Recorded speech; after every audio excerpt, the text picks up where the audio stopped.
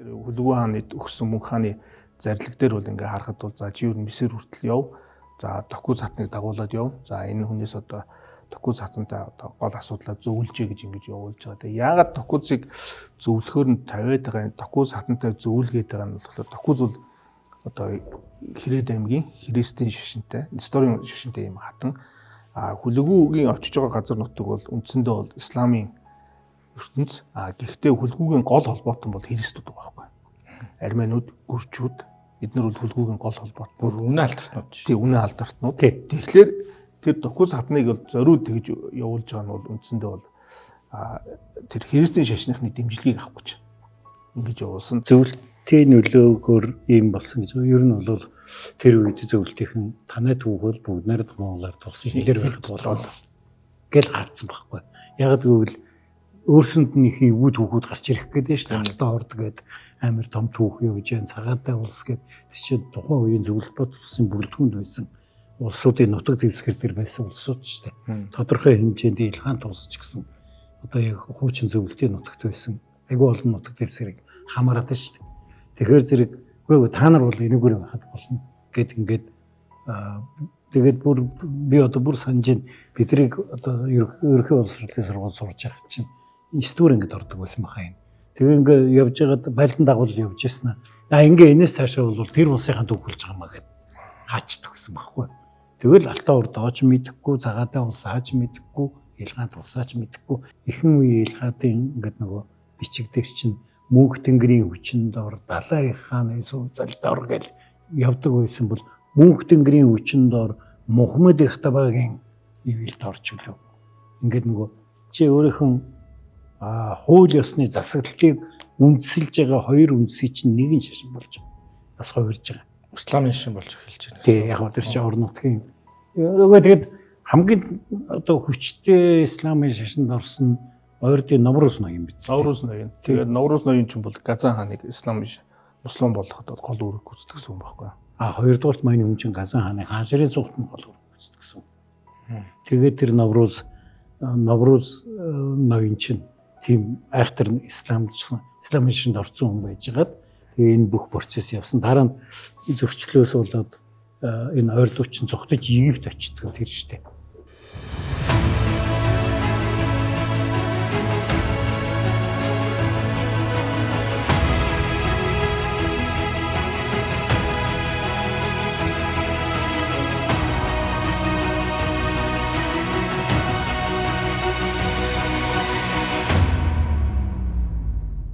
Сайн байна уу сонсогчдоо Монголын гэгцэн түүх подкастын ээлж дугаар хэлж байна. За нэвтрүүлэгтэй хамтран ажиллагч Think Farm. Томгийн нэгдэл эрчимтэй явагдаж байгаа тул та гараа тогтмол угааж, амийнхаалтаа байнга зууж, дарахаа сэргийлж, дархлаагаа дэмжиж, халуун хоолшил, арц чөтгөн болон ансны шүс угаарай. Think Farm. За уламжлалсаар сар болгон бас Монголын хаадын тоглоом гэдэг цоврал манай гэгцэн түүхийн бас нэлийн танигдсан брэнд болоод байна уу да. Тэгээ энэ удаад зочинтой эрдэмтэн байна оролцож байгаа. Тэгээд нэг л зочинтой байд энэ өмнө гэгцэн түүх. Тэгээд яаж чадахгүй инкод доктор олцоос аргагүй багш хүн. Ягаад тэгэхээр энэ удаад Илхаадын хаант улсын хаадын тоглоом гэдэг. Хаан ширээний тоглоом. Хаан ширээний тоглоом. Хаадын тоглоом гэхээр зөвхөн хаад гэрэх гэдэг. Хаан ширээний бичвэл хаалтан гэдэг. Зүг. Тэгэхээр олон сэдв оролцсон шүү дээ. Тийм байна. Ламяа манай хүн чинь бас хаттаар мэрэгдсэн юм шүү. Хаттаар мэрэгдсэн. Нэг хаттын дугаар дээр ороо байсан. Тэгээд үзэгчид гэхдээ зөөр ойлгохоор одоогийн хатад биш шүү. Тэр үеийн хатад. Дүүхээр мэрэгдсэн. Тийм. За асуултаа ингэж эхлэе. Ер нь ил хаант улс хизээ байгуулагдав уу? Хаант улсыг байгуулах үндэслэгч нь одоо хинбэ? Ер нь хэр цар хүрээтэй том хүчтэй улс байсан талаар яриад байл. Тэгвэл тэнд нь би эхлээд яваа. Дараа нь манай наривчлсан судлалсан эрдэмтэн орж ирэх байна. Ил хаант улсыг ярихаар бас нөгөө геополитик эхэлж яригдах учраас би орё гэдэг байгаа.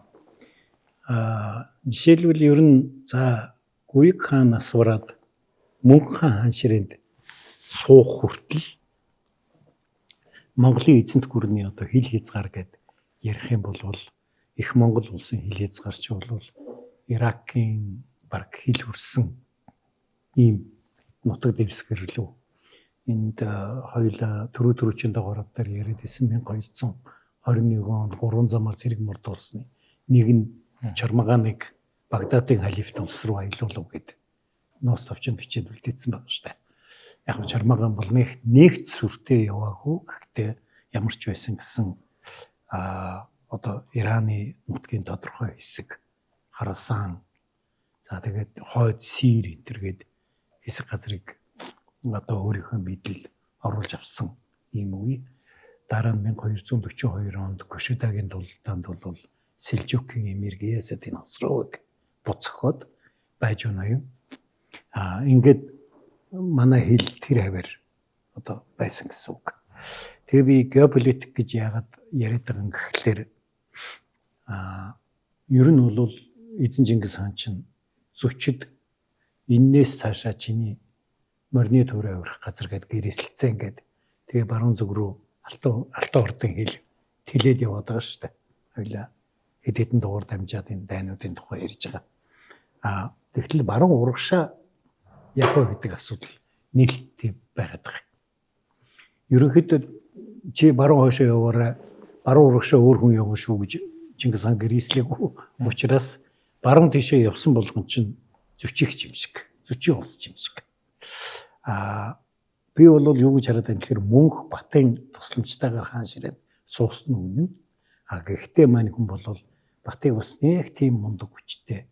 Алтан ордыг бол ер нь өөртөө үзэлцээд байх хэмжээний хүчтэй улс болгох сонирхолгүй байжээ гэдэг таамаг төвшүүлэх гээд байгаа.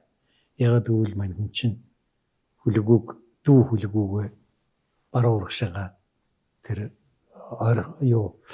Арабын ертөнц ойрхот орнуудыг эзлээд бүр юм Месир үрээрээ, Египт үрээрээ гээд даалгаврагчж байгаа шүү дээ.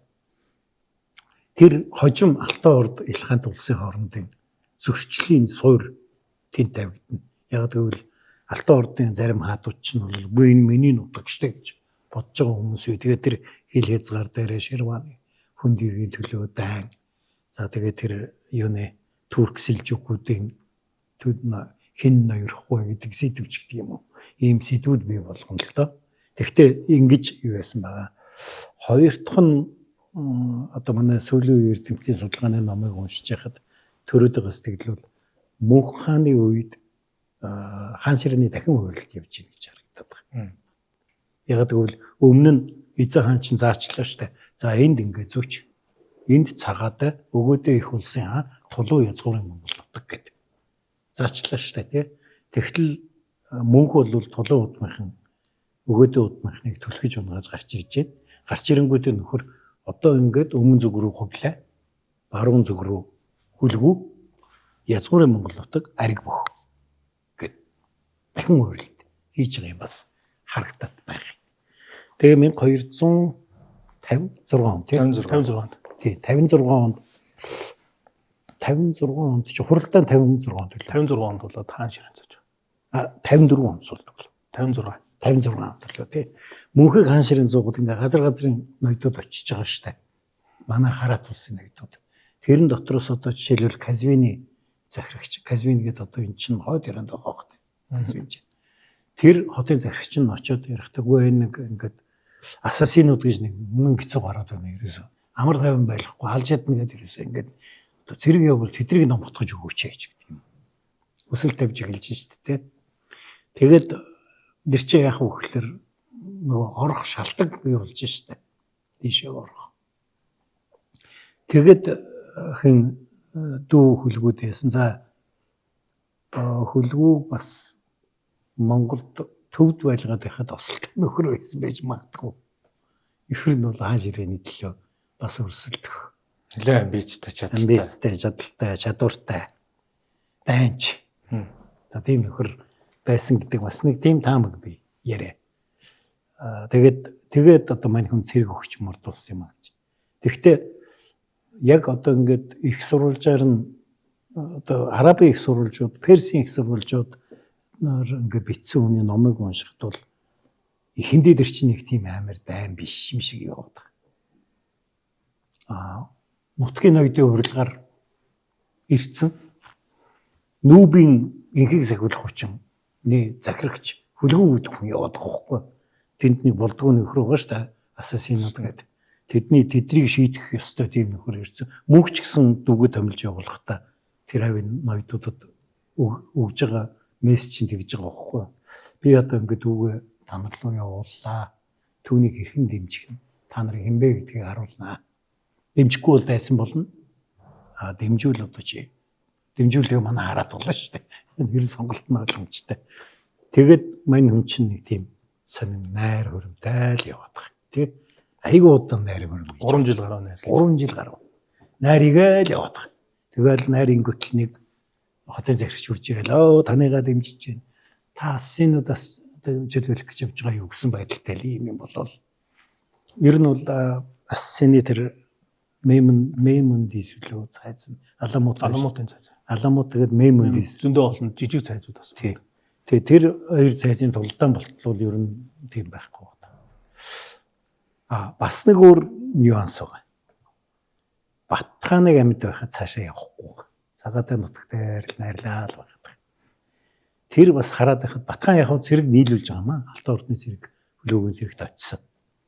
Тэгэхдээ бэрх вэ штэ Батын дүү. Тэр чинь нөгөө өөрөө мусульман шашинтай. Тэгээ мань хүн дургуутсаад тэгээд Бат ерөнхийдөө тэрийг ингээд торгоогоод байгаад ийсэн болов. Тэгээ Батыг нас орнгууд хүү сартхан Христосын шашинтай хүү штэ. Тэр нь сунгууд их зэрэг цаашаа хөтлөж байгаа. Тийм нэг сони юм болж байгаа юм. Эцэст нь хэлэхэд инкватаас өмнө амжаад ганц хоёр хэлээд байгаа гэдэг чинь. Эцэст нь хэлэхэд эн чинь биш үү? Чингис хаанаас өвлөөгүй цорын ганц династи.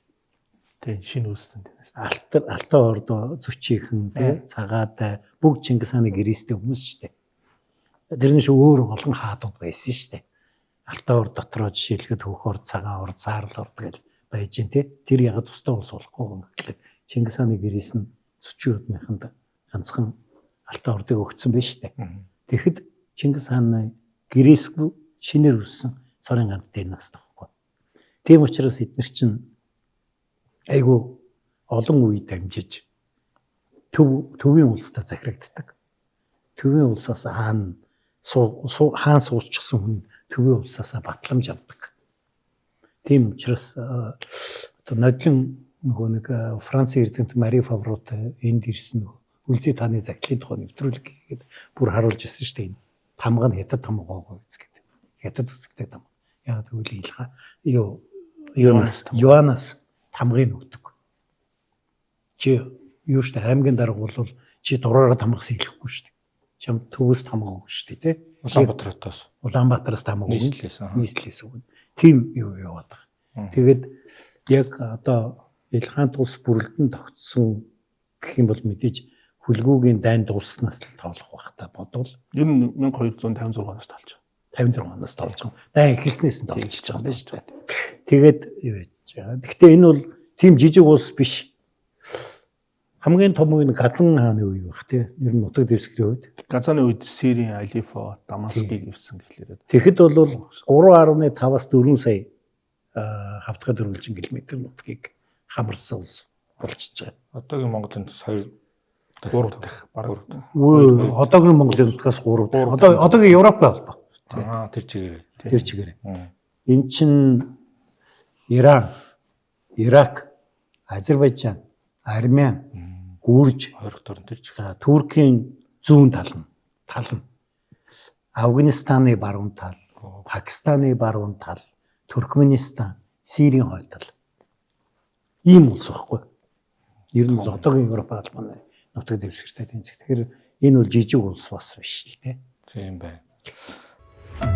Мэргэн сайд Агдам буугийн амар сангийн тэргүүн түүхийн ухааны доктор Отгон баярыг Монголын гээгцэн түүх цовруулын шин дэвтэр болох Монголын гээгцэн түүх 3 ном хэвлэгдэн гарч уншигч таны гар дээр хүрч байна. Их түүхээ судалж эрдэм мэдлэгээ зузаалцгаая. За энэ докторыг авчирч ямар асуулт асуухгүй гэдэг юм. Йоо түүхэнд 2 янзаар тэмдэглэе. Хүлээгүүг улс гэж нэг яваад Илхад хаан тус гэд ер нь аль нь илүү юу гэдэг түүхчдийн хувьд гол баримталдаг юу юм нэршлээ. Яг ягаад Ил хаан тий. Ил хаад гэдэг нь бол яг төөс хараат тунслал гэсэн утгатай юм л үг л дээ. Ил гэдэг нь бол яг улс гэсэн утгатай ийм үг. За бүр эртний төргийн Илтриш хаан гэж бол байгаа шүү дээ бүр. Тэгэхээр энэ нь бол эртний бас төрийн хаадын цол жимэг болж байсан ийм үг. Зүгээр хөлгүү хизээ ил хаан гэдэг цол авсан бэ? Мөнх хаан ил хаан гэдэг цол өгөө явуулсан юм уу? Цол өгсөн юм бэ. Тий. Хөлгүү өөрөө ил хаан гэдэг цол авсан юм уу гэдэг. Тэгэхээр яг Баттай он бол 1259 он гэхэд хөлгүү бол ил хаан гэдэг цолтой болт байж байгаа. Тэгэхээр 56 онд нөхөр чи хаан ширнэд суугаад байгаа шүү дээ бүр. Тэгэхэд тийм ил хаан гэдэг цол өргөсөн үү? Ямар ч гэсэн 1259 он гэхэд хөлгүү бол ил хаан гэдэг цолтой бол байсан. Тэгээ би сая яагаад энэ гээгцэн түүгээр ил хаадын түүхийг ярьж байгаад бол бас их баяртай байгаа. Ер нь бол Монголд бол энэ ил хаадын түүх энэ бол тийм шин тутам судлагдчихлаа бол юм л түүхэлтэй. За хамгийн анх 2005 онд одоо доктор анх хоёр Монголын эзэн түүхний 5 бүтээний шинжилгээ ухааны акт юм түүхөрүүлэн бичихэд бол ил хаадын түүхийг бол анх удаа бичиж өгсөн гэж 2005 онд. За тэгээд сая 2019 онд Монголын эзэн түүхний 5 бот Монгол улсыг сурвал гарахад бас ил хаадын түүхийг бол анх хоёр бичсэн. Тэгтээ бол мэдээж Перс, Араб, Турк, цагаатай хэлний сурвалжийг одоо маш өргөн ашиглаж бол бичсэн. За үүнээс гадна бол баяр сайхан багш бол байна. Одоо манай Чингис хааны музейд бол ажиллаж байгаа. Одоо Армен сурвалжаар хамгаалсан баяр сайхан багш маань бол бас энэ ил хаадын түүхээр бол хэд хэдэн том цуврал эмгэтгэлүүдийг бол гаргасан. За миний хувьд бол яг зүгээр ил хаад улсын зүгээр соёл шашны түүхийг ерөнхийдөө судалдаг. За актемч төмөр зогоо өгчтэй нэг ном гаргасан. Тэгээ шинжилгээ ухааны актем бас гаргасан. Бас Монголын эзэн түүхний 5 ботод ил хаадын түүхийг бас доктор Ганбат дээр хамтарч бичсэн. Ийм байгаа. Тэгэхээр одоо бол энэ Монголд ил хаадын түүхээр гарсан ном сурах ч гэхэд ерөөсөө гарын 5 хүрээнд судалдаг эрдэмтдийн тооч гэсэн бол ерөөсөө гарын 5 хүрээнд.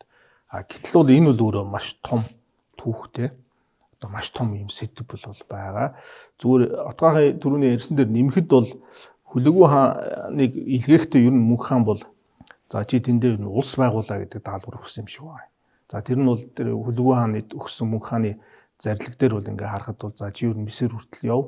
За Токуй цатныг дагуулад яв. За энэ хүнээс одоо Токуй цатантай одоо гол асуудлаа зөвлөжээ гэж ингэж явуулж байгаа. Тэгээ яагаад Токуйцыг зөвлөхөөр нь тавиад байгаа юм? Токуй цатантай зөвлгээд байгаа нь болохоор Токуй бол одоо Хэрээд аймгийн Христийн шашинтай, Несторын шашинтай юм хатан. Хөлгүүгийн очиж байгаа газар нутаг бол үндсэндээ бол исламын ертөнц. Гэхдээ хөлгүүгийн гол холбоотон бол христүүд байгаа байхгүй. Арменууд, гүрчүүд эднэр бол хөлгүүгийн гол холбоот. Бүр үнэ алдартнууд. Тий, үнэ алдартнууд. Тэгэхээр тэр Токуй цатныг бол зориуд тэгж явуулж байгаа нь бол үндсэндээ бол тэр христийн шашныхны дэмжлэгийг авах гэж ингэж явуулсан. За Токуй бол одоо хөлгүүгийн эцэг Тулуу хатны одоо татвар байж байгаад тэгээд хөлгөө хатнаа болгож л авсан.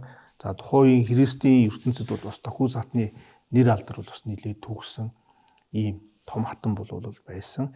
За бас нэг сонирхолтой мэдээх юм бол ягаад Исмаилиудад монголчууд дургу болсон гэхээр Баяжуугийн ноёны цэргийн нэг жанжин Цагаатай гэдэг нэг жанжныг Исмаилиудад бол бас хорлж алсан юм шиг байна. Тэрний өшөөг бол бас монголчууд аавна гэсэн нэг юм бол явсан. За дээр нь бол мэдээж бол Багдадын халифч тэр тухайн орон нутгийн ноёдууч тэр Исмаилиудаас ирж одоо биднийг чөлөөлж өгөөч гэж ингэж хэлсэн. Ийм монголчуудад бол одоо ийм байнгын ийм бол явж ирсэн. За энийг бол бас нэг мөсөнд дарах ёстой юм байна. За дээр нь бол тухайн үед бас Харон хотод бол мөнх хааны хаан ширнэд суусны дараа Исмаилиудууд бол 400 мэрэгжлийн алуурчин илгээж мөнх хааныг хорохоор илгээлээ гэсэн бас цуурхал цуу яриад тэр бас Харон хотод бол төвчсэн тухай Рубокийн номон дээр бол бас байж байгаа. Тэгэхээр энэ зэргээс шалтгаалаад юу Исмаилиудыг бол дарж авъя гэсэн ийм бодол бол мөнх хаанд бол байсан. Тэгээ нэг мөсөн дарж авахор бол одоо хөлгүүгийн одоо тэр улс байгуулах за хийх ажлуудын нэг чухал ажил нь бол энэ Исмаилиудыг дарж авах ийм даалгавар бол байсан. За тэгээд ер нь мөнх хаан ч гэсэн ер нь бол уг үндсээр нь устгах ийм бодлого бол баримталсан. Тэгээд тэр Исмаилиудын хуршаах гэдэг тэр хааны чинь хөлгөө барьж байгаа Харон зүйлгийгт нь замд нь бол мөнх хаан за би ийм хэрэггүйнтэй уулзахгүй гэдэг. Замд нь хүчрэг нь бол замд нь бол одоо бүгд алчиж явах жишээтэй.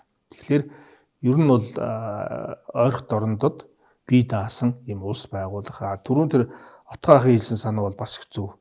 Жүвэний дээр байдаг байхгүй юу? Хүлэгүүгийн нүд бол одоо гялалзаж гэлтгансан ертөнцийг байлдан дагуулах одоо хүсэл эрмэлзэлд дүүрсэн асар их амбиц дүүрэн тий. Одоо жинхэнэ нөгөө хааны одно гийсэн тийм хан хүү бол байсан гэж жүгэний бол ингэж багтаж бичсэн байгаа. Гэхдээ жүгэний чи өөрөө хөлөгөөг Иран руу явахд чинь визээрээр нь дагаа явчихж байгаа байхгүй. Тийм. Тэгээ хожимын улс төрийн хоронд ч гэсэн жүгэний үүрэг бас асар их үүрэгтэй орж эхэлж байгаа. Энэ дээр нэг зүйлийг тодруулж хэлэхгүй бол нөгөө битэрийн ярианд ассасинууд гэж нэг яваад, исмаилитууд гэж нэг яваад, низаритууд гэд нэг явчлаа л да. Тэгэхээр энэ одоо мусульман шашны нэг урсгал нь ер нь бол исмаилитууд гэдэг нь нөгөө гэгээ нэрээ. Тий, энэ ингс нөгөө зүнж Мухаммед өнгөрөөд тэгээд Алигийн чинь бол одоо Мухаммедийн дөрөв дэх халиф шүү дээ. Алигийн талынхан болохоор бол одоо үндсэндээ энэ шиитийн урсгалыг үндэслээд ингэ явж байгаа. Тэнгүүт энэ шиитийн урсгалын 12 имам гээд 12 том одоо хамт байгаа. Тэр хамбын 7-х нь бол Исмаил гэсэн юм хамт байгаа. Тэгээ энэ хамбынхан яваад энэ Иранд очиод тэр Ираны тэр хойтлын Теграны хойтлолд байдаг том уул байдаг. Яг одоо манай энэ өвөр Монголын нөгөө 70 харын уул гэдэгт их төстэй. Бүр нэвсийсэн том уул. Тэр чинь 700 км үргэлжлэх том уул байдаг байхгүй. Тэн дээр алмуутын цайз гээд хүн үрхийн аргагүй тэнд өөрийнх нь цайз эднэрийг бол байгуулсан.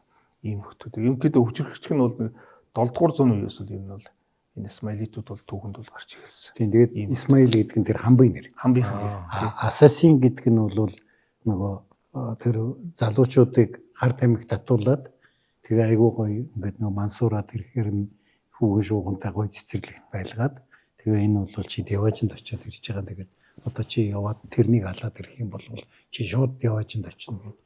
Тэгээ тэр хашиш татдаг гэсэн утгаар хашишин гэдэг үгнээс гарсан нэрдэм юм. Сүүлдээ тэр нөгөө алдлага гэдэг одоо англи хэлний assassinate гэдэг үг болж байгаа. Тийм учиртай. Одоо тэгтээ тэд нар чинь бүр мөсөн устаагүй штэ. Одоо Йемен бол низеритүүд нэлийн хүчтэй. Тэр өдгүүд энэ Канадад Ага хаан гэдэг эдний хэддүгээрчүүлээ. Имам нь байгаа штэ. Ага хааны юу сам мангад айгуу том самтай айгуу тийм юуны үйл ажиллагаа явуулдаг. Янз бүрийн соёл түүхийн үйл ажиллагаа түүхийн юмны үйл ажиллагаа явуулдаг. Бас тэр нь одоо тэр аллагаас холдцолтой зүгээр ийм юм бол би Афганистанд одоо бас байна. Афганистанд бас байгаа тийм. Тэгэхдээ юу би бол их бат доктортой нэг юм дээр нь зүрч. Тэд нар бол би шалтгаан байсан гэж хэлэх гээд байгаа. Цаашаа ер нь бол нөхөрд бүр Египт хүртэл явдаг даалгавар өгч байгаа шүү дээ. Тэгэнгүүт нөгөө ингээ орох гэхээр тэнд нэг сахилахгүй нөхөр өмүүлээгүй гэдэг нь. Тэгэхээр зэрэг энийг чинь яах гэж байгаа маа гэд. Тэгээ орж ирээд нөгөө сахилахгүйг зодчиход энийг зодоход туслаагүй чи яаж байгаа ингээ цаашаа ингээд үсрээ хөвчиж байгаа байхгүй. Ер нь бол. Тэгэхээр би бол шалтгаан нь бол тэнд гүрэн байгуулах асуудал. Шалтгаан нь бол тэр сахилахгүй гаргасан. Яг тэнд бол гэхдээ юу шүү бүр юу хоризмын дайны үед ч үлээ энэ юунууд чинь ассасинуудын юу өдөрдөг чинь Чингис хаан энэ төр цагтлах хийсэн байгаа. Тийм барил би. Тэгэхээр бас хэрэгтэй үед бас ашиглаад байгаа маань гэж.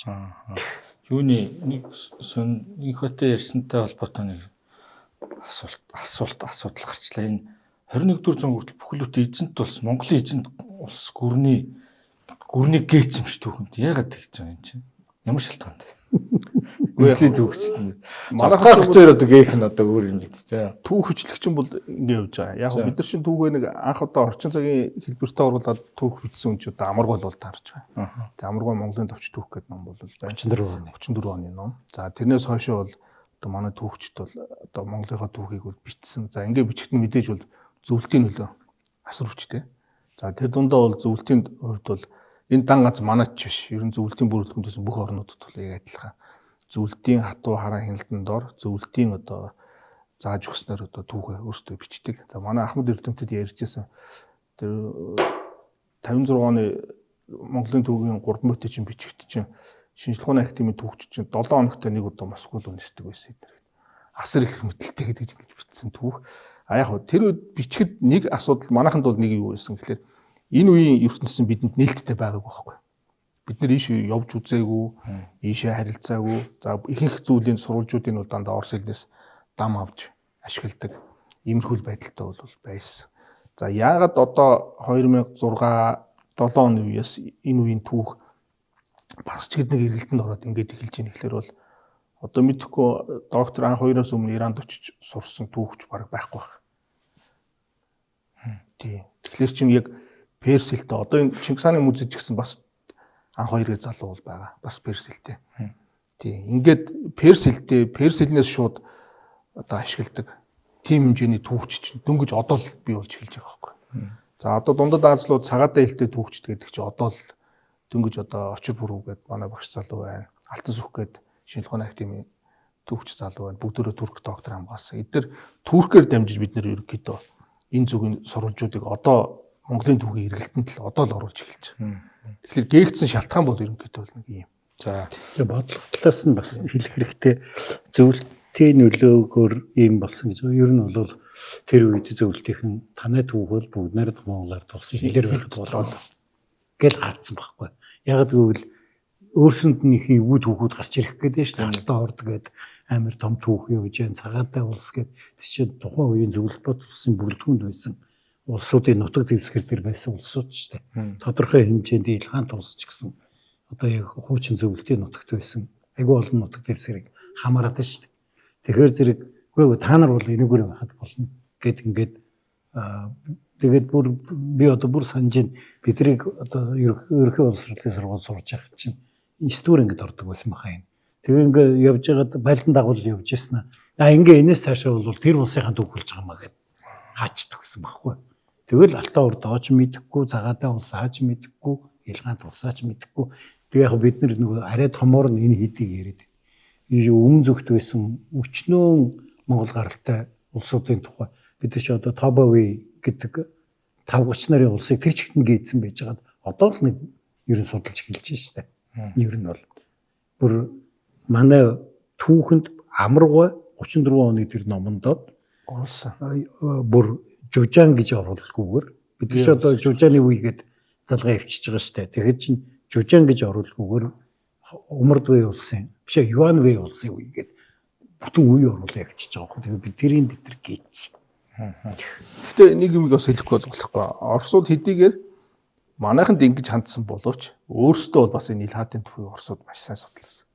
Гайлангуяа Илхаатын одоо бүх Перс, араб сурвалжуудыг заавар гэр нь ихэнх орос хэлээр бол орчуулсан. Тийм. Тэгэхээр бол манай түүхчд бол Ахмад түүхчд бол орос хэлээр дамжуулж бас энэ түүхийн судалгаанууд бас хийсэн юмнууд бол бас байгаа шүү.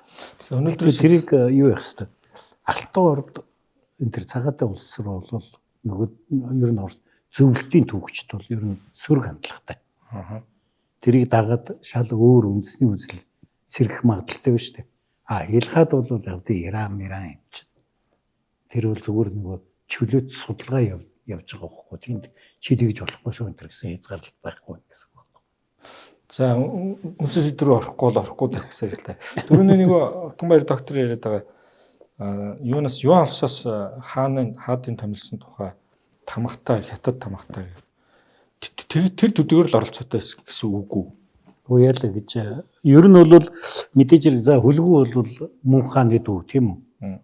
Тэгээд дараа нь юунд хувлаа суучиж байгаа шүү дээ мөнхийг нас орсны дараа. Яг хөө мэдээж ариг бүхүү хувлаа юу гэд бас нэг ихэндээ жоохон эргэлцсэн юм байж магадгүй.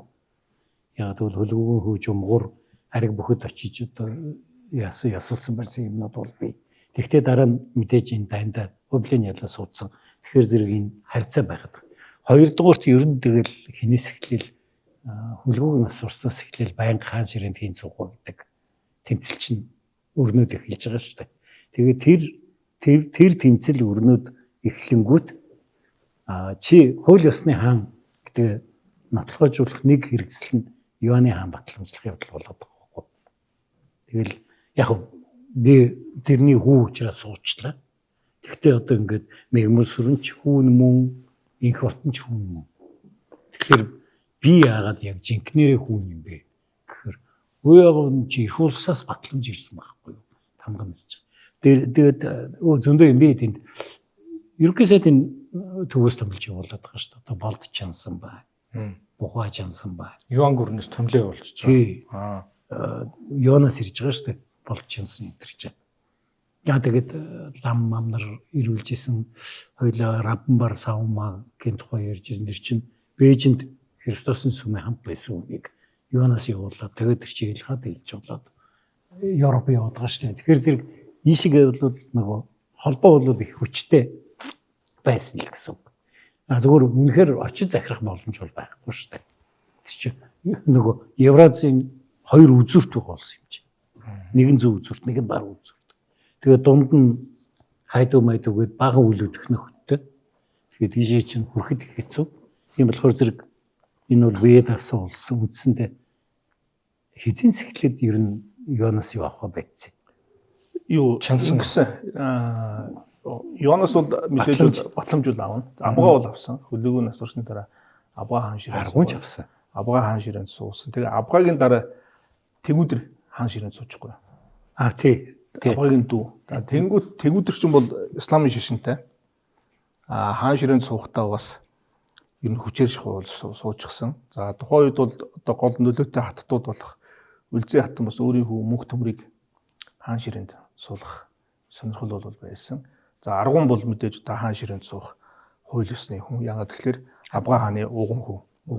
За тэнгүүт Аргун Тэгүдэр хоёрын хооронд бол асуудал үүссэн. За Тэгүдрийг чинь бүр Илхан ч хийхгүй бүр Султан Тэгүдэр гэдэг байна шүү дээ. Ахмед гэх сахилын нэр авчихсан.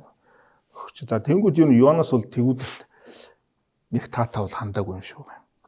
Энэ юутай холбоотой гэхээр Аргуныг гол дэмжиж хаан ширээнд суулгасан бол Буха, Эмир Буха гэж хүн бол байгаа. За Эмир Буха бол өөрөө Жалаар аймгийн том ноён. Тэгээд Эмир Бухагийн дүү Арик гэдэг ноён байгаа. Бас Ак Буха гэдэг хоёр том ноён, гурван том энэ зэргийн ноён.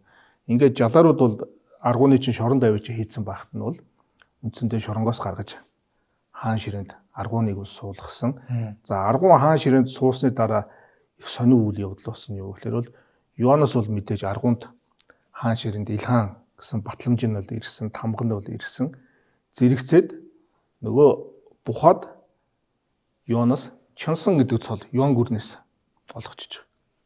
Өөрөөр хэлбэл чамайг хаан суулгачаад ерөнхий сайдыг чинь бас Юанаас дахиад томилчихж байгаа байхгүй. Болно шүү дээ, болохгүй юу? Болохгүй ч тийм уг нь бол чиний эрх мэдлийн асуудал байхгүй. Нөгөө ерөнхий сайдад томилсон. Тийм, ерөнхий сайдыг томилсон. Гэтэл бол ерөнхий сайдыг чинь Юанаас томилоод Бухад Чансан цол өгөөд ингээд тавьчихж байгаа. Тэнгүүт Буха маань өөрөө хаандаа бол яг нь захирагдахаа болж эхэлсэн. За дээр нь Аргуны хувьд бол бас нэг асуудал юу байсан гэхээр ер нь бол Илхаадын эхний 3 4 хаадууд бол буддын шашинтай. Буддын шашны маш үнэнч. За баг панат шахуу ийм улсууд бол байсан. За тэр бүр хамгийн супер буддын шашныг дэмждэг, буддын шашинд гүн итгэсэн хүн бол Аргун. Аргун бол энтгэхгээс буддын лам нарыг авчирсан, өвгөр лам нарыг бол авчирсан. Бурхан багшийн шарилыг авчирсан гэж. Тэгээд судрын чуулган дээр ингэж байгаа байхгүй. Монголчуудын хувьд шарил гэдэг нь гэгээрсэн том хүнийг одоо бурхны шашны ламыг чандарлаад тэр ламын зүрхэн тушаа газар нь байдаг нэгэн яс нь одоо хайлахгүйгээр ингээ үлддэг. Тэрийг монголчууд шарил гэж ингэж нэрлэдэг. Тэгээ одоо бодоход нөгөө бурхан багшийн шүдгээр их том байдаг шүү дээ. Бид нэр шүдэрч тэр шарил гэдэг нь бүр тэндээ судрын чуулганд тэгж байгаа байхгүй. Тэрийг монголчууд шарил гэж нэрлэдэг байсан гэдэг. Тэгээд Аргун тэрийг авчиж бас мөргөж одоо бийжсэн. Дээр нь Аргун чи өөрөө нэмп хийгээд мөнхийн хутгийг олохын тулд нэмбэнд суугаад суугата хүнцэл уугаад 40 хоног нэмп хийгээд тэгээд нөгөө хүнцэлтэй өөрөө хортоод ингээд нас урчиж. За энэ үеэс ахгуулаад одоо бас хаан ширээний төлөө тэмцлүүд бас ингээд өрнө. За Илхаадын үед бол нэг сонирхолтой юм юу гэхээр ноёдууд бас хүчтэй. Дайлангуяа хөлгөөгийн үеэс хамт очсон Жалаар ноёдууд, Хэрээдүүд, Ойрдууд, Сүлдэсүүд. За ер нь гол хамгийн гоё хоёр тоглогч нь бол Сүлдэс, Жалаар хоёр аймагуд ер нь бол асар хүчтэй. Ойрдууд бас хүчтэй. За энэ чэнэс дандаа том эмээрүүд, цэргийн захирагч нар бол ноёдууд төрдөг.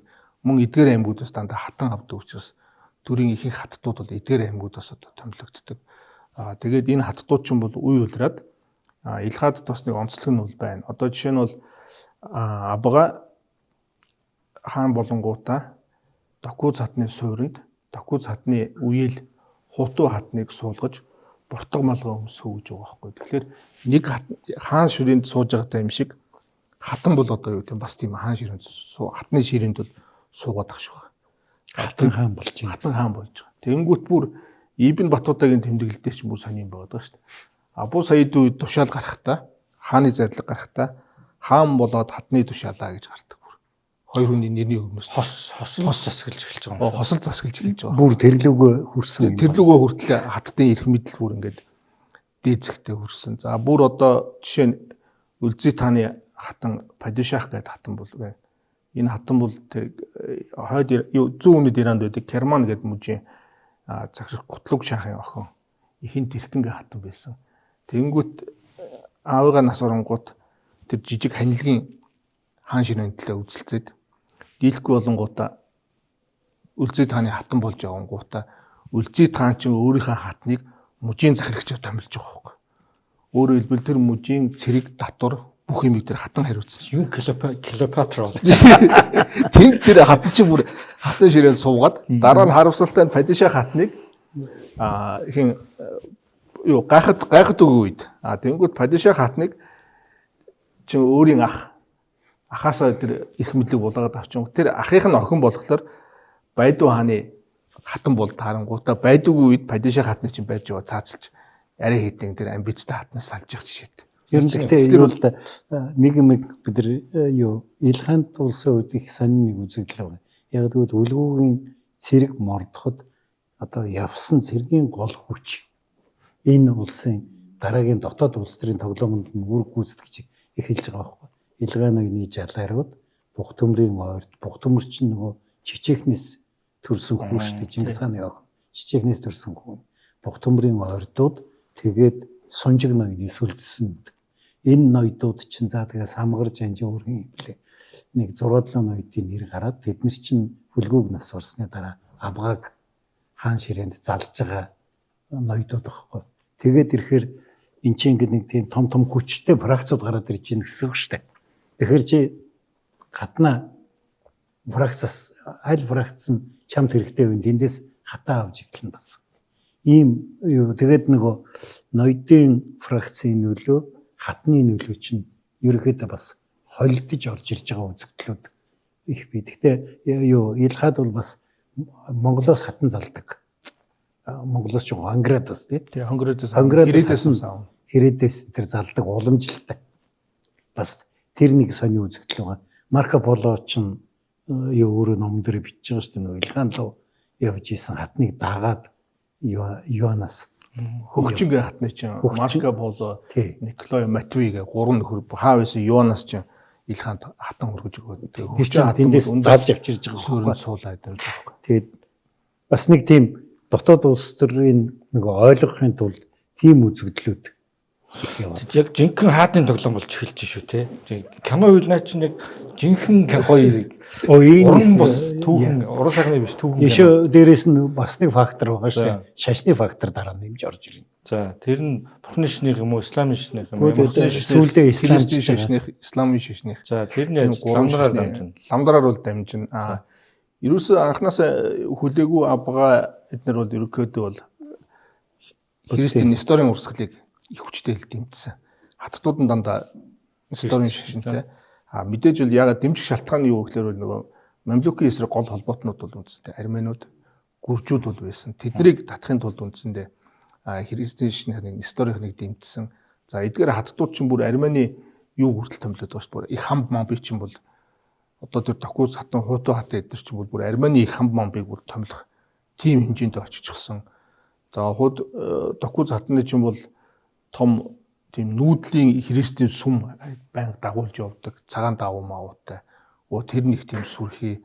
Тэгээ Багдадыг цагаан давуугаар юм нүүдлийн христийн сүм хийгээд тэндээ хонх мохоо дуурж мөрөөлүүлдэг. За. Тэгээ Багдадыг нүүдлийн сүм юм байна. Тий. За. Багдадыг эзлэхэд чинь хүлээгүү хаанд тогос хатан хилжээж тэр юуг байлуулсан. Тэгээ Багдадын христийн шишинтнуудыг бити хүн дөрөө гэж захаад тэгээд хүлээгүү хорол байсан юм лээ. Багдадад. Тий, Багдадыг эзлэхэд тэр христийн шашныхан бас хүлгүүд гол дэмжлэг үзүүлсэн ийм юмуд бас байгаад Тийм байна. байх. Тэгэхээр христийн шашин их хүчтэй.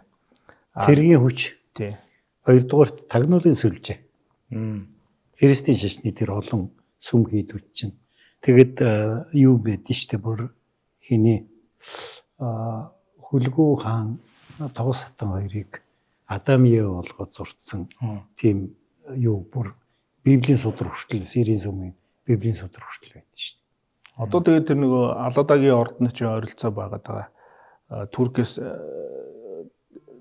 доктор анх хоёр тэгээд хин тэрийн толгойн экспедицийн хүлгүү хааны дүрийг оллоо гэдэг Армен сүмийн хаан дээр байгаад байгаа штэ. Тэгээд тэр бол бас их сонирхолтой бас байх магадлал өндөр юм билээ. Католик шашны ялгаа хүний алдартай шашин ч гэсэн шашны тэргүүнүүд л томилдог үстэй. Тэгэхээр энэ дэр чинь төр нь тэр дотор бүр хаттан томилдог тоглож өгч байна юм. Тий, тэрнгүүр орчиж байгаа. Танай шашны нөлөө биш эсрэгээрээ монголчууд шашинд нь оролцдог байсан юм биш үү? Тийм ер нь шашинд нь оролцдог юм шиг. Нөгөө талаас эн чинь хамгийн гол ивент итгэгч юм шүү дээ. дээ. Одоо Илгааны хатан гэдэг чинь хамгийн гол ивент итгэгч юм шүү дээ. Одоо энэ христийн шашинтай хүмүүсийн тэгээ тэр хүмүүсийн нөлөө орж одоо дамжсан байх л та. Томгийн нэгдэл эрчимтэй явагдаж байгаа тул та гараад огтмол угааж, амийнхаалтаа байнга зууж дарахаа сэргийлж, дархлаагаа дэмжиж, халуун хоолшил, арц чөдрөн болон анзны шүс уугаарай. Denk Farm. За Монгол ноёдоос гадна өөр энэ хаадын тоглоомд нөгөө бүс нутгийн ямар ч оролцоогүй болсон гэсэн үг. Үгүй тэгэд энэ оролцож шашны нөлөөн дээр ингээд цаашаа ярих юм бол нөгөө за ер нь Газан хааны үеэс эхлээд Илхад чинь юу мусульман шашинд орж байгаа. Исламын шашинд орж эхэлж байгаа. Тэр нь яг нөгөө орон нутгийн нөлөө чинь ихсэд эхэлж байгаа байхгүй. Ер нь. Тэгэхээр зэрэг одоо тэгээд тэр мусульман шашинтай ямар ноён чамайг дэмжин тэр дэмжлийг авах хэрэгтэй учраас хажимдаа тэр мусульман шашинд ороод эхэлж байгаа. Тэгээд тэр үеэс эхлээд шашны нөлөө айгүй хүчтэй явж эхэлж байгаа. Одоо ихэнх үе Илхадын ингээд нөгөө бичиг дээр чинь мөнх тэнгэрийн хүчинд ор далай хааны суулзалд ор гэж явдаг байсан бол мөнх тэнгэрийн хүчинд ор Мухаммед Ихтабагийн ивэлд орж үлээ. Ингээд нөгөө чи өөрийнхөө хууль ёсны засаглалыг үндсэлж байгаа хоёр үндсийг чинь нэг нь шашин болж бас хувирж байгаа. Исламын шашин болж эхэлж байна. Тий, яг тэр чинь орон нутгийн нөгөө тэгээд хамгийн одоо хүчтэй исламын шашинд орсон ойрдын Навруз ноён биз. Навруз ноён. Тэгээд Навруз ноён ч бол Газан хааныг ислам муслим болгоход гол үүрэг гүйцэтгэсэн юм байхгүй. Хоёрдугаарт маань хүн чинь Газан хааны хаан ширээ цугт нь гол үүрэг гүйцэтгэсэн. Тэгээд тэр Навруз ноён чинь тийм айхтар исламын шашинд орсон хүн байжгаад тэгээ энэ бүх процесс явсан. Дараа нь зөрчлөөс болоод энэ ойрдууч чинь цогтож Египт очдөг тэр штэ. Хоёулаа аль дуур дээр үлээ Египтийн нөгөө ойрд мамлюк султааны тухай ярьж ирсэн шүү дээ. Эдбуга гэдэг. Тэр чинь тэр тийшээ нөгөө цогтоод очсон ойрдууч бүтэн хороололтой Каирт. Тийм тэгээд тэр нөхөр чинь тэнд очиж дэмжлэг авч байгаа шүү дээ. Тэгээ тийм үйл явдлууд бас болж тэр Наврузыг хөөн зайлуулсны дараа ч үлээдээ бахан ойрдууд тийшээ зугтаагаад тэгээд тэр нөгөө ойрд гаралтай султан тэдрийг дэмжиж тэгээд тэрэн дотор нь мусульман шашинд ороогүй хэсэг нөхдүүд байсан юм шүү. Тэдрийг нөгөө ноён моёноор томилсон гэж тэр ойрдын мамлюк султаны эсрэг бослог гарч байгаа юм тэр шүү. Чи шашинд ороогүй нэг яачлаа гэж. Орон нутгийн ноёдын орон нутгийн ноёдоос гадна энэ христийн шашинтай бас нэг холбоотой юм болохоор юу гэхээр ерөөсөө Илхадын чинь гол холбоотнууд бол Францууд нөгөө загалмайтны аян дайныг үргэлжлүүлэх. Тэр загалмайтны аян дайныг үргэлжлүүлж мамлюкуудыг дарж авах гадаад бодлогын нэг чиглэл нь бол ерөөсөө яг юм байна. Тэгэхээр нөхдүүд бол одоо христийн шашинд их гүнзгий татагдаад байгаа шалтгаан энэ. Хоёрт нь улстрын хэрэгсэл бол шашинд нь чин сэтгэлээс хандж байгаа хандлага биш. Хоёрт нь бол буддын шашин ягаад ийм хүчтэй байсан гэхээр Йоанаас бас буддын шашныг бол дэмжиж ирсэн шүү. Одоо жишээ нь бол гайхатуучин аргууны дараа хаан ширээн суугт чинь гайхатуучин өөрөө Эренчин дорж гэдэг сахилын нэртэй бүр буддын шашны төв нэртэй ийм нөхөр байж байгаа жишээтэй. Тэгээд Йоаннес бол одоо бас юу явуулдаг? Буддын лам нарыг бол явуулдаг. Одоо түрүүний тэр отгаахан ярьдаг Навруус ноён гэдэг чинь Навруусыг Газан хаан болоод хааны эрх мэдэлд бол юу гэдэг Навруус их одоо хааны эрх мэдэлд оролцоод тэнгуүтээ бусад шашны сүм хийдэг нураагаад эхний 1 жил бол одоо бас христийн шашин, еврейн шашин, буддын шашны сүм хийдэг бүр нураасан гэж байгаа байхгүй. Тэнгуут Монгол ноёдууд эсэргүүцээд Навруусыг ер нь хөөх болсон шалтгаан нь бол тэр гэхэд хиний Газаны хажууд чинь болд шансан жинхэнэ зөвлөд хөөе болж юмсан чинь бүр ингээд Газан хаантай бүр ингээд хамт явдаг. Тэгээ хаанд ингэж бүр түүх мөх ярьж үт ингэж зөвлөдөг нөхөр байгаа байхгүй. Одоо шинэ Газан хааныг одоо ангаас буцаж явахт нь саглагар мод байсан гэж байгаа. Тэр чинь исламын шинд орсон нөхөр чинь. Энэ юу мод вэ гэж ингээд модноос ягаад ийм юу чимэглэл уйцсан байна гэж чи хөөе чиний өвөг эцэг Хотуулаа хаан чинь дайнд яваа буцаж явахдаа мод шүтдэг байсан юм аа. Тэгээд саглагар модон дээр одоо ингэж чимгэлдэг байсан. Тэгээ энд мөрөгдөг байсан юм аа гэж чи Газан хаан модноосоо буугаад миний өвөг эцэг мөрөгдөг байсан бол би бас мөргийгээ тэр модон дээр бас нөгөө мусульман шашинд орцсон нөгөө хаан маань бөөгийн шашны цан үлээр модонд мөргөөд манайхаар нөгөө яолк юм шүү. Манайхаар бол нөгөө хадаг үйсэн байж. Хадаг явцсан. Манайхаар бол нөгөө ээж модонд мөрөгчж байгаа байхгүй. Тэгэхээр тэрийг мөргүүлээд байгаа хүн чинь бол болж шансан. Болж шансан чи өөрөө хаанаас ирсэн гэхээр Ёнгорноос ирсэн хүн байхгүй. Та одоо хүн яолкийг ингээ монголчууд үндэслэн гээдэг. Авиж унтраац шууд хэдэн унгаад ирээ. Юу Ёоныхан юу хүчтэй байгаа. Тэр одоо хаадын нэг онцлог бас хэлэх ёстой. Энэ чинь өштэй Монголын төрийн уламжлал байгаад байгаа. Алтан уургийнхан. Тэр дундаа тулан хүлгүүгийн удмынхан гэдэг нэг зарчим явж байгаа. Сүүлдээ нөгөө хүлгүүгийн удмын нөхдүүд дуусаад ирэхээр чинь ариг бүхийн удмын арпа хөвгөнийг хүртэл тавилаа гэдэг чинь алтан уург гэдэг зарчим яваад байгаа. Монголын төрийн уламжлал явж ийн гэсэн үг. Хоёрдугаарт энэ заавал хуралдаагаар нотлохожуулдаг бас Монгол төрийн уламжлал. Тэгээд нөгөө хуралдаагаар нотлохожуулаад ирэхээр тэндээс ч нөгөө ноёд хаттын нөлөө орж ирээд байгаа нь тэр байхгүй. Тэгээд хуралдаа дээр чи ямар хүчтэй ноён чамайг дэмжиж ийн гэдгээс бас хамаарна шүү дээ. Тим юмнууд яг хуралдаагүй нэг хаан ширийн цуглаж байхгүй. Яг хууль ёсны юугаар явж ирсэн юм. Тэгээ чи парламентаар орж батламжлуулж ийж явж. Тэр нэг юм бэ. Тэр хатад яаж оролцоод байгаа юм? Ерөөсөн Монгол хуралдаа чи хаттын үүрэг хамгийн чухал шүү. Айгуу чухал. Хуралдаанд оролцдог эмэгтэйчүүдийн код гэдэг шиг хатад бол хуралдаанд бол бүр ирэхт гişүүн. Энэ хаатын толомгийн тэр цохилж ирнэ наанаас чи их тийм шаар. Тэгээд хаттуу чи бас эвгүй хор найрын шүү дээ. Энэ нөхрийгөө алдсан хатан ч вэ. Бага. Ил хаант улсууд байгаа.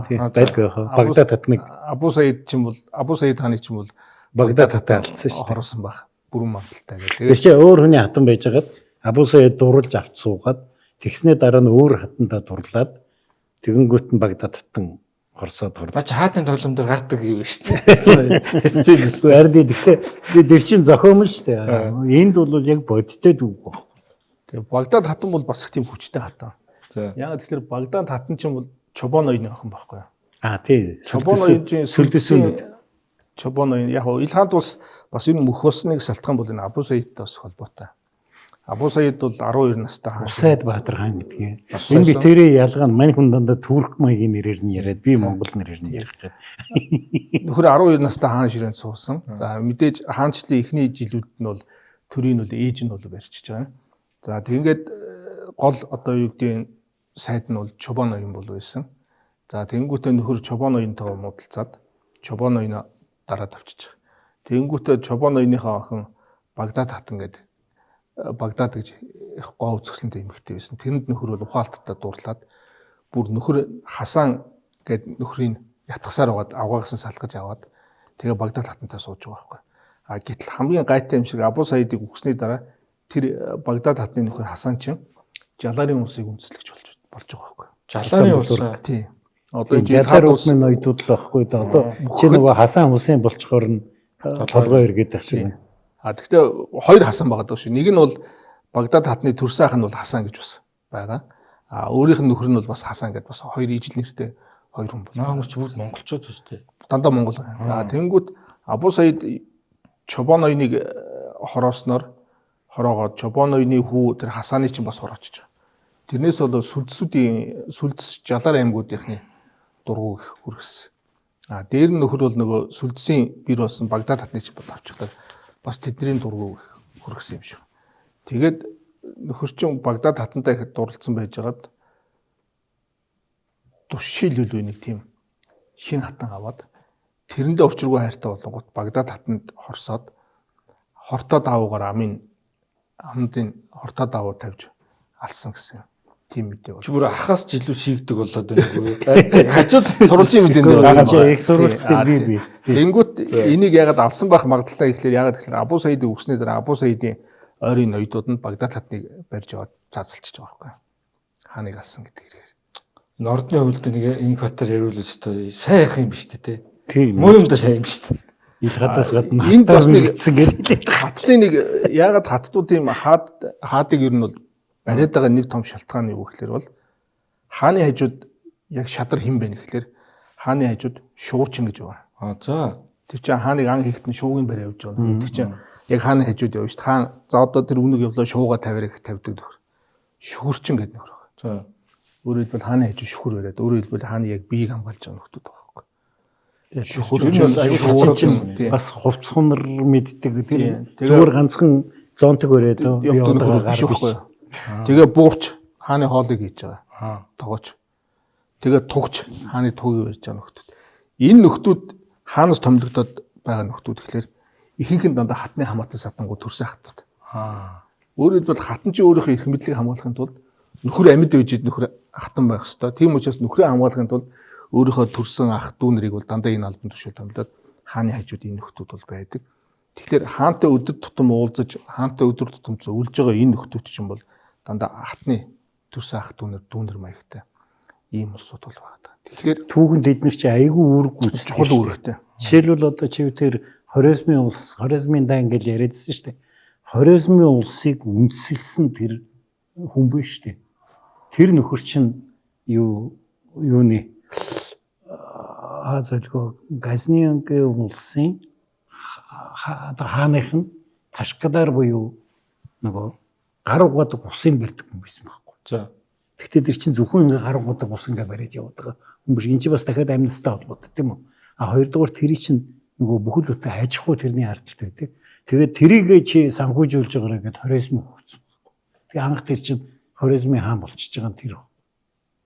Яг өөр улсын бидэлд тэгтээ зөвхөн тэрийн санхүүжүүлдэг гар байж байгаа. Сүүлдээ өвчрөх гэж байна. Цаагаад бүх юм. Энэ нөхдүүд чухал. Одоо хамгийн сүүлийн жишээ л байна шүү дээ. Путины тогооч юу боллоо одоо тийм юм шүү дээ. Юу вэ?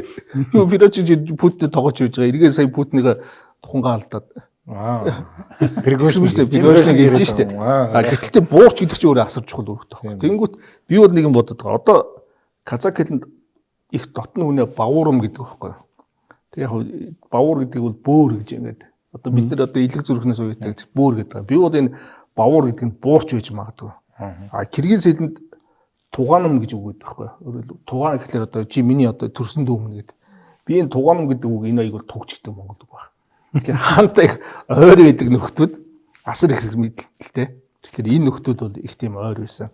Тэгэхээр эднээс үлдсэн тийм үгнүүд үсэн Казак Киргиз хэлэнд бас үлдсэн болов уу? Тэгээд тэр нэг тийм таам үлж байгаа. Жоох дараагийн сэдврөө нь оруулахгүй л эсрэг талрахгүй.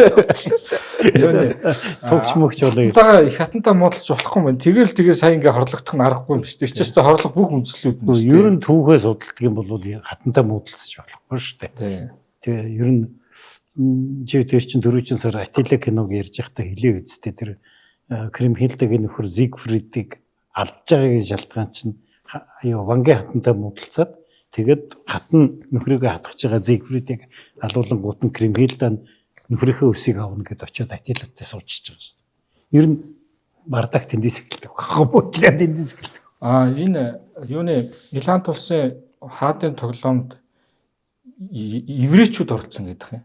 Еврей персүүд бас визирүүд гэдэг. Тийм визирүүд гэдэг яг Илхант улс чинь нөгөө төр улсаа байгуулад тэгээд байгуулангууд мэдээ тэнч чинь суурин соёл иргэншилтэй бүхлүүтэй ард түмэн байна. Тэнгүүд Илхант улсын төрийн тогтолцооныг онцлог нь юу гэхээр иргэний засаг захиргаа гэвэл визирүүд тэгээд визирийн тогтолцоо нь үндсэндээ иргэний засаг захиргаа хариуцдаг. Монголчууд нь болохоор бол гадаад харилцаа, цэрэг улс төрийн асуудлыг хариуцдаг. Монгол сайдууд нь. Тэнгүүт одоо Илхант улсын хамгийн анхны одоо визэр ч юм бол Шамс эдийн жүгэний яваад байна. ертөнцийг байлдан дагуулагчийн түүхийг өвчтөг жүгэний. Жүгэний чинь бүр өвөө аав эдэрнд бол бүр өгөөд хааны үеэс авахгүй л Монголын төр зүтгэцсэн. Бүр уламжилсан одоо юу гэдэг хэдэн үед амьдсан одоо тийм төрийн сайд хүн. Тэгээ жүгэний бол Багдадын намын санг нугсан итгээд Шатаасан. жүгэний. Шатаасан. Яг удаа над Низеретүүд одоо юу Исмаилитүүдтэй холбоотой ном байвал устгаараа нөгөөдгч бүгдийг устгаад. Би бол тэгж л харддаг. Тэрнийш хүлүүд ямар хэрэг багт тэр ном байна уу, эс байна. тэгэхээр энэ нөхдүүд иргэний талаа барьж байгаа учраас эдгээрийн төрийн оролцоо бас аюул чухал. Жүгэний байна. За одоо нөгөө Аршид эдийн байна. Еврей юм уу? Аршид эдийн чи еврей эмч. Одоо хааны төрийн сайд дээр нь одоо баг Илхан улсын хамгийн баян хүн баг Аршид эдийн билүү. Хаанаас баян шахуу. Диярбакир гал хэд хэдэн том хотын хүүхдүүд татварыг авдаг, хэд хэдэн хот эзэмшдэг. Асар их мөнгө санхүүтэй. Тэгээ хүүхдүүд нь бас үе залгамжлаад Илхаадын төрд зүтгэдэг. Энэ одоо юу гэдэг Перс одоо еврей одоо гаралтай энэ ноёдууд энэ визэрүүдийн оролцоо бол Илхаадын улс төрд одоо бас гол нөлөөтэй. Рашид эдний чинь цаазалчаад толгойн жаданд өлгөө дотор авч явахдаа хааныг хуурсан еврей гэж зарлж авч явж ирсэн юм. Нөгөө талаас бас чивтэр Йоаныг ярьж байхдаа нөгөө хятадуудад итгэхгүй учраас өнгөтнүүд нүгүүдийг авчирч нөгөө дарга сэргээр тавьдаг байсан гэсэн шүү дээ. Тэрэн шиг чивтэр Иранд очихоор чинь ерөнхийдөө өөр гарлын нөхөр бас илүү найдвартай. Энэ давлаа илүү нэг еврей визэр гэсэн шүү дээ.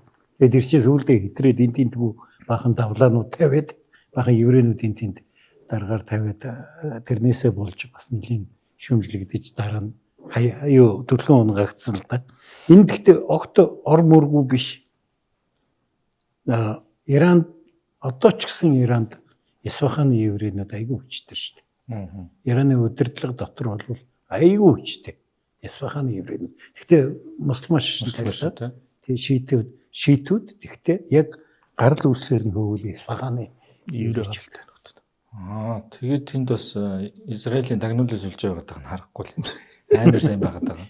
Тэгэхгүй нөгөө тийшээгээ ч юуж байгаад байгаа. Нөгөө тийшээгээ ч юуж. Зүгээр Израильтай монголчууд яаж холбогддог талаар бодоод чинь ингээд аль хэдийн угаасаа еврейчүүд Монголын түүхийг бүтээж ирсэн юу бичиж ирсэн тэр зөндөө юм байт юм шүү дээ тий. Байлгүй яах вэ? Гэхдээ манай багшийн хэлдгэр бол еврей бол үндэсний ястан биш ээ мэрэгжил юм аа гэдэг байсан. Хаттын тоглоом гиснээс тэгээд хатад түрүүний тэр мэрэгжлийн томилгоонуудаас гадна ах дүүнээс мэдээж альбом тушаалуудад тавьж ирсэн. Тэгээд одоо энэ томилгоонууд төр чинь бол хаттууд бүгдөө тавина. Тэнгүүт нэг юм бол байгаа. Илхаадын түүхийг ингээ харахаар тийшээ очисон монголчууд их цөөхөн байсан юм шиг. Их цөөхөн. Тийм учраас одоо юу гэдэг хоорондоо мэдээж бол гэр бүл болно. За мэдээж Чингисийн алтан уургийнх нь нөгөө талд нь бол дагаж утсан сүлдэс хэрээд одоо жалаар өвгийн нөхдүүд. Тэгээд эдгээр бол хоорондоо байнгын худ ураг солилцсон. Мэдээж алтан уургийнхнаас ч гэсэн охтууд төрнө шүү дээ. Тэр охтууд чи эргээгээд нөгөө сүлдэс, нөгөө жалаарын эмэрүүдтэй ингээд гэр бүл болчихдог. Тэгэхээр харилцсан одоо юу гэдэг бие биендээ их тийм нөлөөтэй ийм нөлөөлөл байсан. За яг Илхаад нэг ингээ харахаар бол хүлээгүү хаан байгаа. Бүгд хүлээгүү удмын хаан ширээнд бол суусан. За хүлээгүүн дараа Абга ч юм бол хүлээгүү хааны хүү. Ахмед Тэгүүдэр бол хинэ хүлээгүүгийн хүү. Абгагийн Монгол нэр нь төгөлдөр Тэгүүдэр гээд. Тэгээд Аргун бол Абгагийн хүү. Гайхатуу бас Абгагийн хүү. Аргууны юу штэ. Дүүн. Тэнгүүт Байдуу гээд. Ерөөсө 6 сар хаан ширээнд сууж байгаа. Бас тийм 1291 оны 3 сараас 1291 оны 9 сар хүртэл хаан сууж байгаа. Байдуу болохоор хүлээгүү хааны 4 дахь хүү Таргай гэж ноён байсан. Таргай ноёны хүү. За ингээ Байдуугийн дараа бол Газан бол Аргууны хүү. Тэгээд Газаны дараа Үлзит бол юу Газаны дүү Аргууны хүү. Тэгээд Үлзитийн дараа Абу Саид ч юм бол Үлзит хааны хүү. Тэгэхээр богино хугацаатай хаад суус юм. Шилдгийн нөхдүүд ийм бахта яасан бэ? Хоорондоо ерөнхийдөө байлдаад Байдуу ч бол гайхатууг бол эсрэг бослог гаргаад гайхатууг дарж яж Байдуу ч хаан ширээнд сууж байгаа. Гайхатууг яасан бэ гэхээр гайхатуугийн үед юу болсон гэхээр гайхатуу ч нөгөө цаасан мөнгө гаргаад Босдын цаас мөнгө гаргаж тий бүр чао гэдэг нэртэй хятад тэнгүүтээ цаасан мөнгийг бүх худалдаачид бүгд хэрэглэх ёстой гэдэг. Хэрвээ зоосон мөнгөө цаасан мөнгөөр солиог бол цаазаар авна гэдэг бүр хатуу зарлиг гаргаад. Тэнгүүт гайхадаггүй хааны эсрэг бүх худалдаач чинь өстой нөгөө тийм байна. бүгд салавч гарахгүй хайчдаг. Тэнгүүт гайхадаггүй эсрэг том бослог гарсан. Тэрийг бол байдуу дэмжиэдээ дэмжсэн. Дээр нь гайхадаггүй өөрөө бол юуны хөлгөө хааны хонгортой ноён гэдэг бас их том тий ноён байсан. Тэрийг цаазаар авцсан. Хаан ширээнд суух гэж байна гэдэг. Тэгээ энэс болоод гайхадаггүй бол ер нь бол хаан ширээнд дэмжигдээгүй. Тэгээ байдуу хаан ширээнд суусан. Байдууг хаан ширээнд суугууд нь угаасаа газан бол гайхадаггүй дараа хаан ширээнд суух хэвээр. Аргун хааны ууган хүү. Тэгээ газан бол өөрөө түрүүн исламын шашинд бол ороод исламын шашинтай Навруз ноёны дэмжлэгийг авч иж хаан ширээнд сууж. Эдгээр чинь хаан ширээнд суухдаа хоорондоо байнгын байлдаантай. Тэгжээж хаан ширээнд л сууж байгаа л да. Мэргэн сайд Агдам буугийн амар сангийн тэргүүн түүхийн ухааны доктор Отгон баярыг Монголын гээгцэн түүх цовруулын шин дэвтэр болох Монголын гээгцэн түүх 3 ном хэвлэгдэн гарч уншигч таны гар дээр хүрч байна. Их түүхээ судалж эрдэм мэдлэгээ зузаалцгаая. Монгол угсууны тэгснээ ах дүүнэр тэгснээ маш богино хугацаанд л хаан суугаас ингээ өөрчлөгдөд байна тийм. Дээр нь энэ дээр чинь нөгөө цагаатаа улсынхаа нэлээд бодлонтой. Тэгтээ бодлонгүй юм гэж юу Монгол угсааны улсуудад угаасаа байхгүй л дээ. Яг зөвхөн Илхаадын нэг их гайхалтай юм банк харагдаад идэг юм юу гэхэлэр дүүнээр их зүтгэж сууж байгаа. Ер нь ховор штэ. За мөнхийн хоёр дүү хоорондоо нэг зүтгээ одоо хөвлөө хариг бүх хоёр тий дүүнэр нь иш мөнхийн хөвүүдээс зүтгээгүй нэг тохиолдол байна тийм үү. Тэгэл тэрнээс цаашаа бол дүү нэг тийм түүх байхгүй шүү дээ. Дандаа хөвүүд л алдцаад байгаа. Илхаадын улсад бол дүү их ингэж оролцож ирж байгаа юм бас их харагдаж байгаа. Тэгсэн мөртөө тэр нь нэг тийм легитим чанаргүй байгаа муу гэж харагдахаар яг бол мань хүн нэгдэг их амархан унгачиж байгаа. Яг суучаад мангарцсан нөхдүүд бас байна л да. Тэгвэл ер нь их амархан унгачаар ерөнхийдөө нэг тийм эмзэгдүү хаан болоод байгаа юм харагдаад байгаа. Өөр нэг зүйл нь зөвөр бас нөгөө нэг мусульманы ертөнцид очсон. Тэгэд архитарс хэрэгэлдэг уламжлал нөгөө нүүдэлчдийн уламжлалтайгаа. Тэр бас их тийм яг одоо ингээ харихнаас болоод үхсэн гэсэн нотлоготой хаан байхгүй л дээ. Аргун жоохон удаг байсан билүү? Хөлөөгөө нэлийн удаг байсан. Абага, аргун, ер нь бол бүгдөө их үнэтэйс уссан. Гэхдээ газан болох дууд үздэг чинь муслим болчихж байгаа юм чи. Сүүлийн 3 ерөөсөө 4 хаан бол муслим шүү дээ. Газан хаан, Үлзий хаан, Абу Саид. Тэгээд тэрнээс өмнө суусан Тэгүүдэр. Энэ дөрөв бол муслим шишинтэй хаадууд. Тэгээ бусд нь бол ингээл байнгын найр хийгээд ингээл найр хийсээр байгаа л тэгэл дуусчлаа юм л да. Тэгээд Илхааны зарлиг байдсан шүү дээ.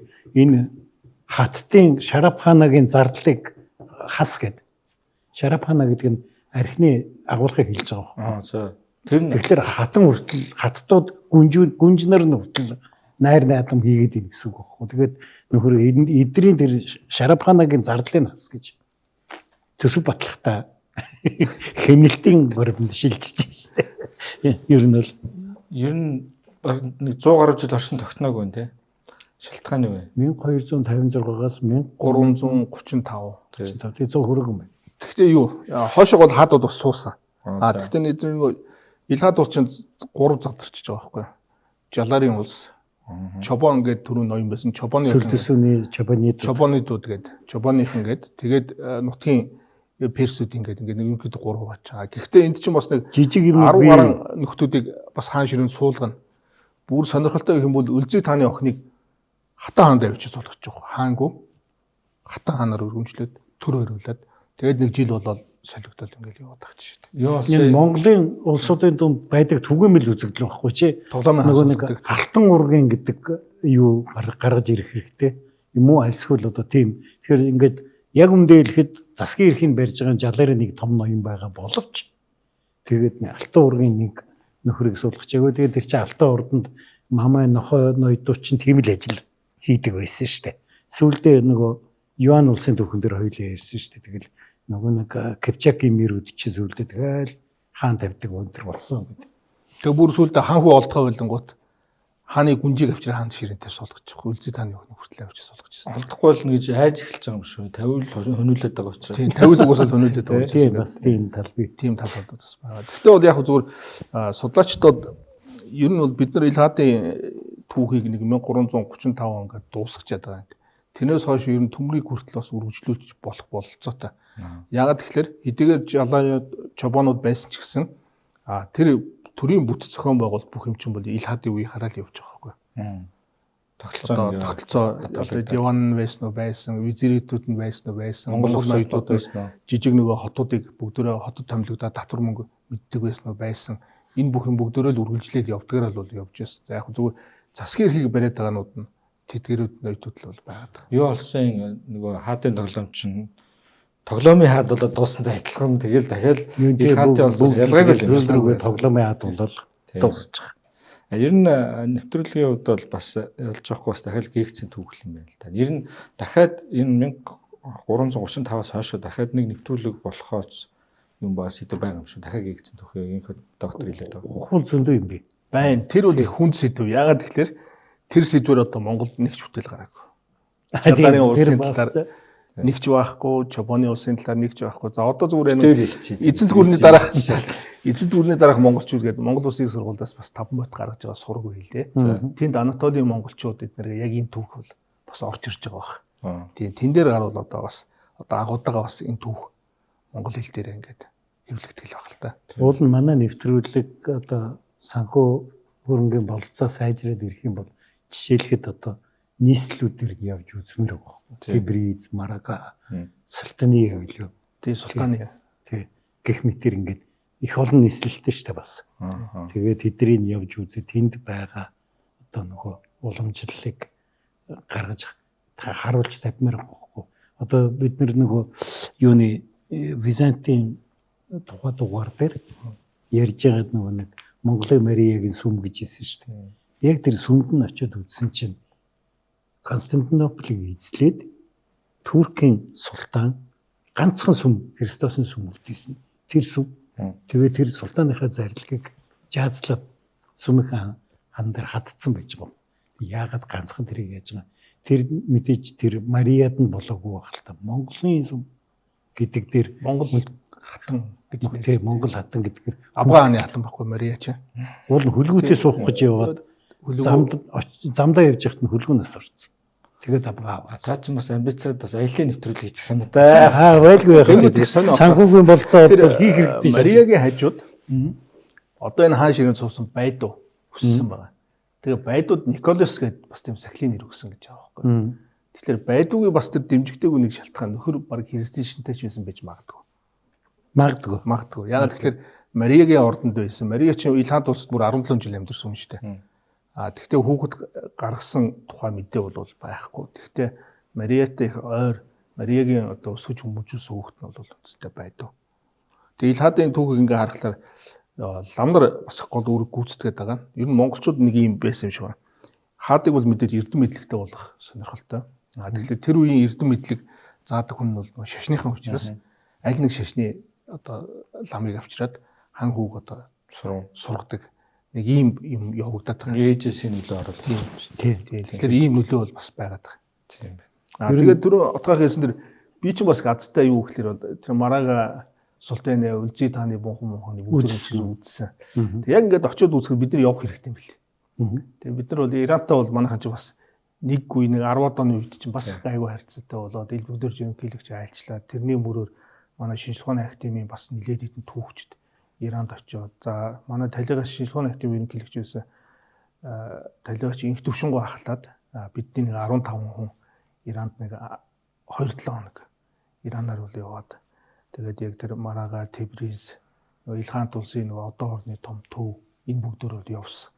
Тэгээд бидний дараа ч гэсэн одоо манай одоо бас олон сэтгүүлчид, судлаачид эднэр бол бас Илхаант улсын нутгаар бас явж янз бүрийн нэвтрүүлэг эднэр бол хийсэн байдлаа тий. Тэгээ очиод ингээд үзэхэд бол одоо Үлзий тааны бунхан байдаг тал гэдэгсэн бол Хонгорланд гэдэг нэртэй. Энэ юу гэж хонгор гэдэг чинь яг монгол хэлний хонгор гулааны хөндөй гэдэг нэр нь хүртэл яг хэвээрээ.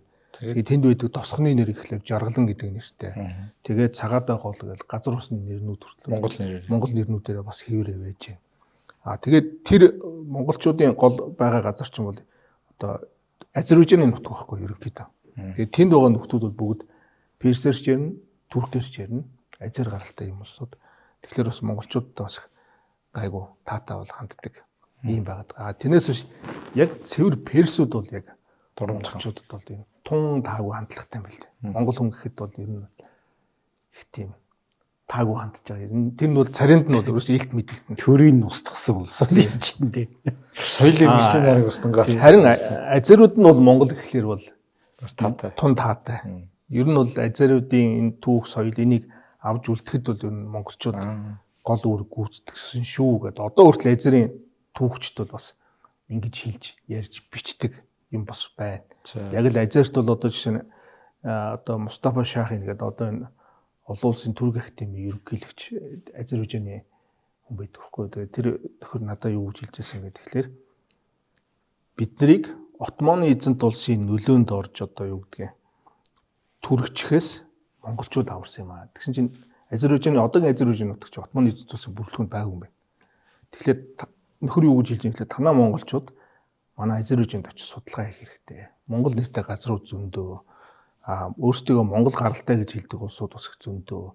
Тэгээд Туркээс нэг ялгаа нь бид нар Отманы эзэнт улс гэх том эзэнт улсын бүрэлдэхүүнд ороод өмнөх соёлоо арчуулаагүй учраас яг та нар цэвэр Илхаатын үеийнхаа Монголын үеийн тэр зохион байгуулалт тэр уламжлалт дээр хамгийн сайн хадгалагдсан газар гэх юм бол манай Азербайджан шүү. гэж юм тий. гэж хэлж байгаа чи хизээ хаанч хүлээ нэг хальт харсан чи Азербайджаны зэвсэгтвчний 2200 жилийн чиглэл нэг юм гэсэн хүннүүгээс толдог. Тийм Туркууд Азербайджан чинь бүгд хүннүүгээс толдог шээ. Тийм хүннүүгээс толдог. Биднэрт юу ганцхан бид нар улс байгуулагдахаас өмнө зэвсэгтвчнийхээ хугацааг тоолоод гэдэг биш шүү. Тийм Турк Азербайджан хоёр улсаас 2000 жилийн өмнөөс тоолоод байсан. Юу нэвтрүүлгийн цаг дууссан. Тэгээд баг Илхан тулсаар дахиад шарыг нэг нэвтрүүлэг явж болохоор юм байна гэж. Тэгээд нэвтрүүлгээ өгөр өндөрлөө. Дараагийн нэвтрүүлгээр уулзцаа юм шүү дээ. Томгийн нэгдэл эрчимтэй явагдаж байгаа тул та гараад огтмол угааж, амийнхаалтаа байнга зүүж дарахаа сэргийлж, дархлаагаа дэмжиж, халуун хоолшил, арц чазган болон ансны шүс угаарай. Denk Farm